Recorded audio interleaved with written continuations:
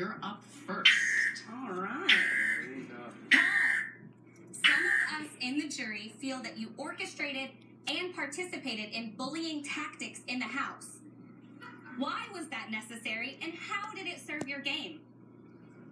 I definitely don't think that I was orchestrating bullying tactics. I definitely spoke up on behalf of a lot of people. Maybe people, what they didn't voice out publicly, they would tell me privately, and I felt like I was the one who had to mediate or speak on everybody's behalf.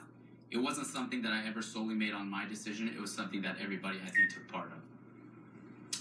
Thank you, Paul. Matt? Josh, the jury doesn't feel you had a strategy in the game. Tell us why we're wrong and explain your biggest game move. Well, big surprise to you guys and to Paul is that I'm actually a super fan, and I've been a super fan since I was 14 years old, and this is my biggest dream. I've envisioned myself since I was 14 in this position. My biggest move had to be the strategic gameplay, social game that I played. I aligned with the outsiders, aligned with Jason and Alex, which were the outsiders, and I aligned also with Christmas and Paul, which were in that 9-person alliance, which I knew was going to break up.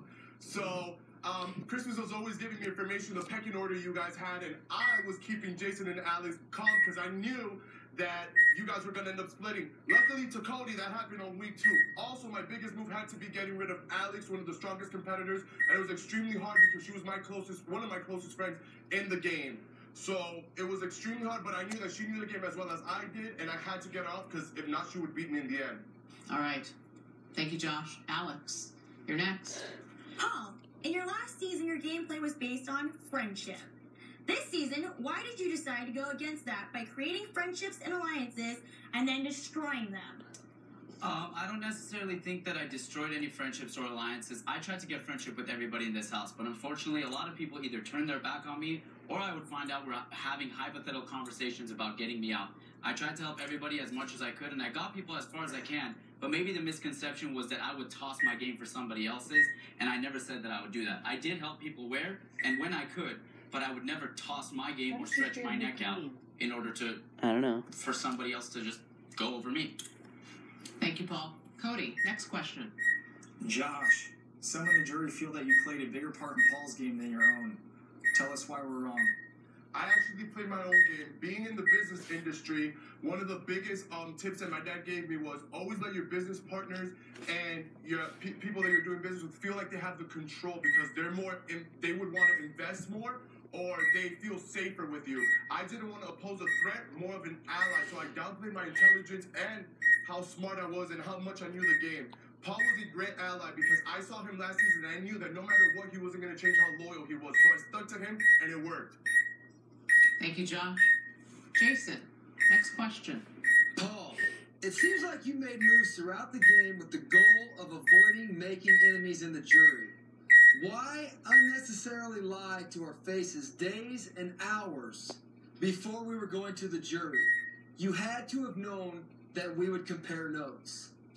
Of course, there were some points where I knew that certain things were going to happen, but at the same time, I did do and say everything that I was going to do. If I used the veto, I said I was going to use the veto. If I pulled someone up, I did pull someone off. But at the same time, certain people, if the house wanted a certain target out and I was outnumbered, I couldn't necessarily help that individual. I still had friendship with that individual. I was still close to that individual. But if the entire house was against it and they were too afraid to make certain decisions on their own, I had to play my part and I had to act a certain role. And I wanted to keep myself available to compete the following week. So if I had competitions thrown for certain people to win and take my targets out for me, I was still eligible to compete the following week and just in case as a security blanket because I never knew what would happen. Mark, next question. Josh, it seemed like every time you had an altercation with someone in the house, it would result in you crying afterwards, apologizing, and proclaiming you wouldn't do it anymore. But it would inevitably happen again. How did this serve your game? Well, actually, one of my game moves was to expose people's games. I knew that I was going to stay true to myself and be loyal, but having an eye, being a fan, I can easily see people's gameplay and the shady gameplay they were playing. So one of my strategies was to expose and call out people on their game. Did I feel good about it all the time? No, because I genuinely liked all of you, but it was my strategy to have the rest of the house see what a shady game some people were playing and who the moves that they were making. So yes, I did feel bad about it, but it was part of my game and it got me to this point. All right. Thank you, Josh. Now, Christmas, you were just evicted, so I want to give you a chance to ask one question. So go ahead and pick either Paul or Josh who you want to ask a question to, and ask away. Josh? Meatball? I would like to know if you would rather evict Peppy or Crutches.